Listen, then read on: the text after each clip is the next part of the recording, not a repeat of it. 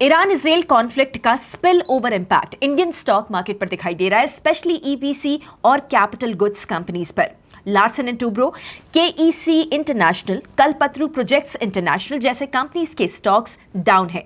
पर ऐसा क्यों है and what is next for them? दूसरी तरफ अडानी ग्रीन एनर्जी का स्टॉक फिर से प्रेशर में दिखाई दे रहा है। मिडिल ईस्ट टेंशंस और दूसरे फैक्टर्स के अलावा इसका वन ऑफ द रीजंस ये है कि दुनिया का सबसे बड़ा सॉवरेन वेल्थ फंड उसने कंपनी को अपने पोर्टफोलियो से एक्सक्लूड कर दिया है। What is the logic behind this decision? We will see. तीसरी स्टोरी में बात Anthropic versus China's DeepSeek की। एंथ्रोपिक का एलिगेशन है कि चाइनीज एआई लैब्स ने उसके फ्लैगशिप मॉडल क्लॉड को इंडस्ट्रियल स्केल लेवल पर डिस्टिल किया और इसकी कैपेबिलिटीज को चुराने की कोशिश की। Is that a straight up AI theft case और new reality that AI companies will have to live with? क्या एआई रेवोल्यूशन के लिए सबसे बड़ा रिस्क चिप्स या सॉफ्टवेयर नहीं बल्कि ऑयल हो सकता है? साउथ कोरिया के रिकॉर्ड स्टॉक मार्केट क्रैश ने एक ऐसे एनर्जी क्राइसिस को एक्सपोज कर दिया है जो कि पूरे एआई सप्लाई चेन को हिला सकता है। इसी के बाद आज हमारे ट्रेंडिंग न्यूज सेक्शन में। हाय एवरीवन, मैं हूं Gauri. EPC industry, Adani green और एआई की इन सारी स्टोरीज को इस वीडियो में हम डीकोड करने वाले हैं। चलिए शुरू करते हैं। पहले तो Indian engineering procurement and construction यानी कि ईपीसी कंपनीज पिछले 10 से 15 सालों से अग्रेसिवली मिडिल ईस्ट में एक्सपैंड कर रही हैं। Saudi Arabia, UAE, Qatar, Bahrain, ये सब उनके लिए high margin large ticket markets रहे हैं। फॉर एग्जाम्पल, एल&टी का इंटरनेशनल ऑर्डर बुक का रफली 75% मिडिल ईस्ट से आता है। केईसी इंटरनेशनल का भी ओवरऑल ऑर्डर बुक का 20 to 25% इस रीजन से लिंक्ड है, जिसमें से आधा सऊदी अरेबिया में है। अब प्रॉब्लम यहां पर यह है कि ईरान के रिटेलिएटरी एयर स्ट्राइक्स ने इस वॉर को ब्रॉडर गल्फ रीजन में एक्सपैंड कर दिया है, जिसमें रिपोर्टेडली सऊदी और यूएई के ऑयल इंफ्रास्ट्रक्चर और कुछ कंस्ट्रक्शन साइट्स रिस्क में दिखाई दे रहे हैं। और इंडियन ईपीसी फर्म्स यहां मल्टी बिलियन डॉलर इंफ्रा और एनर्जी प्रोजेक्ट्स को एग्जीक्यूट कर रही हैं। सऊदी अरामको जैसे ऑयल जाइंट ने ऑनशोर और ऑफशोर ड्रिलिंग के मेजर कॉन्ट्रैक्ट्स इंडियन फर्म्स को दिए हैं। सऊदी के फ्यूचरिस्टिक नियॉम सिटी प्रोजेक्ट में buildings, transmission lines, green hydrogen, इन सब में इंडियन प्लेयर्स इन्वॉल्व हैं। यूएई भी रिन्यूएबल्स और ट्रांसमिशन इंफ्रा में हेवी केपेक्स कर रहा है। तो इस रीजन में कॉन्फ्लिक्ट से अगर साइट्स फॉर नाउ बंद हो जाती हैं तो प्रोजेक्ट माइलस्टोन्स डीले हो सकते हैं और ईपीसी बिजनेस माइलस्टोन ड्रिवन ही होता है। देखिए, माइलस्टोन कंप्लीशन से बिलिंग ड्राइव होती है, जिससे कि कैश इनफ्लो आता है कंपनी के पास। अगर रिसीवेबल्स का कैश इनफ्लो डीले होगा और वर्किंग कैपिटल स्ट्रेच होगा तो मार्जिन्स भी कंप्रेस हो सकते हैं। शॉर्ट टर्म में अगर हम देखें तो ये काफी मैनेजेबल है। लार्ज प्लेयर्स यूजुअली कॉन्ट्रैक्ट्स में एस्केलेशन क्लॉजेस को ऐड करते हैं, मतलब इनपुट कॉस्ट इंक्रीज का कुछ पास थ्रू पॉसिबल होता है। ईपीसीज की बैलेंस शीट्स भी देखा जाए तो जनरली स्ट्रांग होती है, लेकिन अगर ये डिसरप्शन प्रोलॉन्ग्ड होता है, खिंचता चला जाता है, तो ये रिस्क कंपाउंड हो सकता है और मार्जिन प्रेशर मल्टीपल क्वार्टर्स तक स्पिल ओवर भी हो सकता है। फ्रेश ऑर्डर्स के पर्सपेक्टिव से भी इस कॉन्फ्लिक्ट से टेंडर्स स्लो डाउन हो सकते हैं और प्राइवेट केपेक्स डिसीजंस भी डेफर हो सकते हैं। तो नेट नेट अगर कॉन्फ्लिक्ट कंटेन्ड रहता है तो इम्पैक्ट फॉर नाउ ही दिखेगा, लेकिन अगर टेंशन एस्केलेट हो जाते हैं तो ये इंस्टेबिलिटी प्रोजेक्ट एग्जीक्यूशन को लॉन्ग पीरियड के लिए स्लो डाउन कर सकती है, जो कि इंडियन ईपीसी कंपनीज के ओवरऑल हेल्थ को इंपैक्ट करेंगे। सेकेंड स्टोरी में नॉर्गेस बैंक इन्वेस्टमेंट मैनेजमेंट, जो कि नॉर्वे का $1.2 ट्रिलियन के सॉवरेन वेल्थ फंड को मैनेज करता है, उन्होंने अडानी ग्रीन एनर्जी को अपने पोर्टफोलियो से एक्सक्लूड करने का डिसीजन लिया है। And for this decision they cited gross corruption और serious financial crime risk as the reason. और डिटेल एक्सप्लेनेशन पब्लिकली शेयर नहीं किया गया है, लेकिन ये पहली बार नहीं है जब उन्होंने इंडियन कंपनीज को एक्सक्लूड किया हो अपने पोर्टफोलियो से। पहले भी उन्होंने Adani ports and special economic zone company को 2024 में अपने पोर्टफोलियो के लिस्ट से एक्सक्लूड कर दिया था। उस वक्त उन्होंने risk of serious violations in conflict zones को रीजन बताया था। और अगर हम ब्रॉडर लिस्ट देखें तो उन्होंने ओएनजीसी, कोल इंडिया, एनटीपीसी, वेदांता लिमिटेड जैसी कंपनीज को भी पास्ट में एक्सक्लूड किया है, मोस्टली एनवायरमेंटल, कोल, टोबैको और साथ ही वेपन्स रिलेटेड क्राइटेरिया के बेसिस पर। यानी ये जो पैटर्न है वो आइसोलेटेड नहीं है। फंड का एक एथिकल इन्वेस्टिंग फ्रेमवर्क है जिसके बेसिस पर ऐसे एक्सक्लूजन्स होते रहते हैं। अडानी ग्रीन में स्पेसिफिकली नॉर्गेस बैंक का स्टेक रफली $44 मिलियन यानी कि 400 करोड़ रुपीस के आसपास था, जो कंपनी के ओवरऑल मार्केट कैप के कंपैरिजन में रिलेटिवली स्मॉल है। और जब एक तरफ नॉर्गिस बैंक एग्जिट ले रहा है, at the same time domestic mutual funds ने 2025 के शुरुआत से अब तक अडानी ग्रीन में लगभग $500 मिलियन का इन्वेस्टमेंट किया है। मार्केट डेटा के हिसाब से उनकी होल्डिंग 0.3% से बढ़कर 3% हो गई है, which is almost 10x jump. तो एक साइड नॉर्वे फंड एग्जिट कर रहा है, लेकिन दूसरी side Indian mutual funds aggressively Adani Green के स्टॉक को अक्यूमुलेट कर रहे हैं। ये डाइवर्जेंस काफी इंटरेस्टिंग है।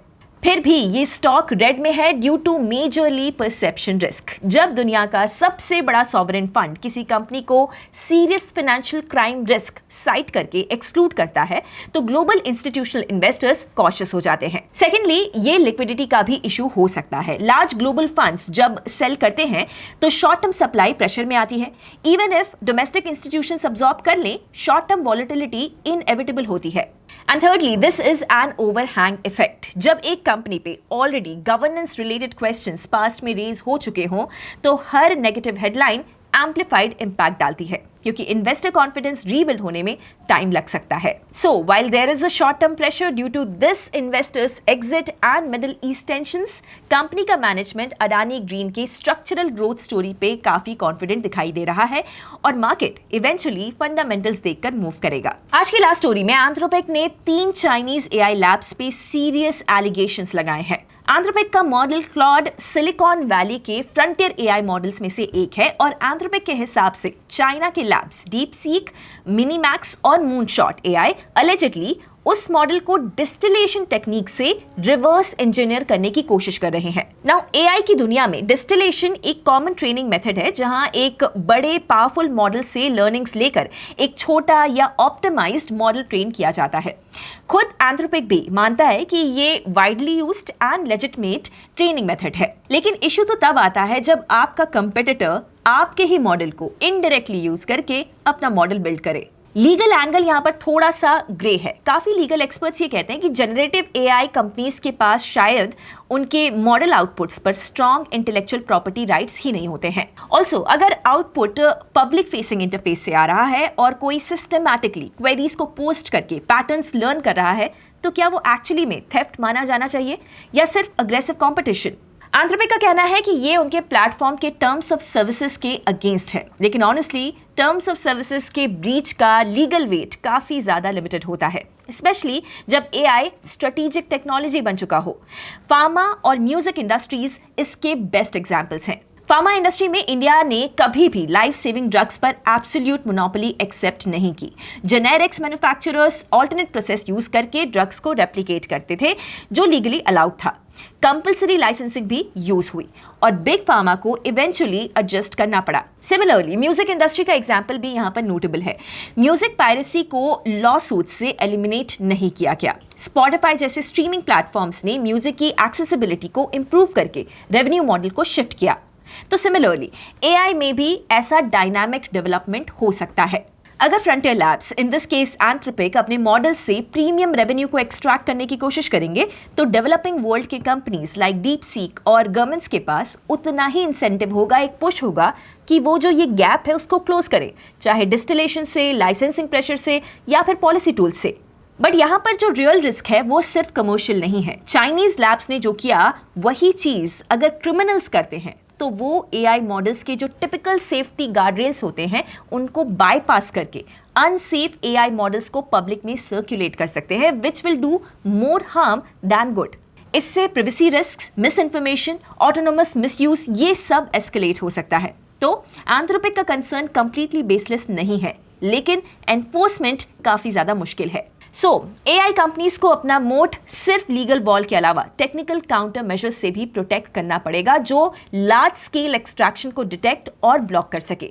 साथ ही लार्ज एआई कंपनीज को शायद ओपन कोलैबोरेशन, टियर्ड एक्सेस या इकोसिस्टम पार्टिसिपेशन के साथ अपना बिजनेस मॉडल भी रीथिंक करना पड़ सकता है। अब as promised, here is the trending news for you. So South Korea का कॉस्पी इंडेक्स सिर्फ 48 आवर्स में 15% गिर गया, जिससे लगभग $270 billion market value wipe out हो गई। सेमीकंडक्टर जायंट्स जैसे कि सैमसंग इलेक्ट्रॉनिक्स और एसके हिंग्स में तेज गिरावट देखने को मिली है। सरफेस पर रीजंस मिडिल ईस्ट टेंशंस और ऑयल प्राइसेस का $80 के ऊपर जाना है, लेकिन एनालिस्ट्स का, एक्सपर्ट्स का यह कहना है कि असली इशू एआई सप्लाई चेन का एक हिडन एनर्जी रिस्क है।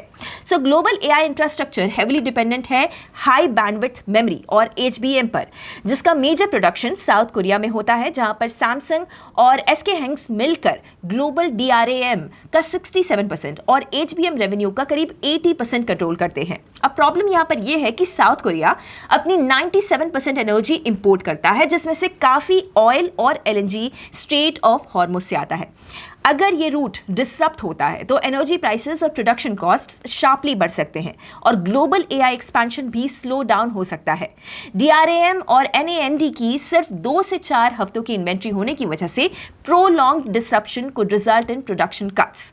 इस क्रैश ने एक स्ट्रक्चरल रिस्क को हाईलाइट कर दिया है। एआई सुपर साइकिल का real choke point actually chips नहीं है, बल्कि एनर्जी सप्लाई है, जो एक नैरो मैरीटाइम रूट पर डिपेंड करती है। क्या आप इस स्टोरी को डिटेल में समझना चाहते हैं? If yes, then comment KOSPI and I will explore it. That's it for this video. What do you think of these stories? Let me know in the comments. और आगे ऐसे ही स्टोरीज डेली जानने के लिए follow along by subscribing Upstocks. Investment in securities market are subject to market risks. Read all the related documents carefully before investing.